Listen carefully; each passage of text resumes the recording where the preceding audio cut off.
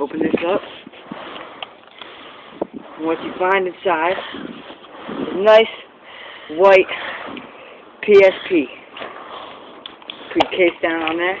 And how to fix a PSP is what you do is you get a nice hard ground like this. And back up so I can see your whole face.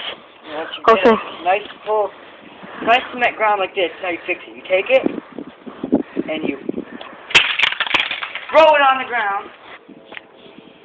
And after you're done with that, you take this right here. There you go. You got a nice UMB thing. And then this part right here. This is like this is the most important part that you need. I don't believe you just did that. It was broken.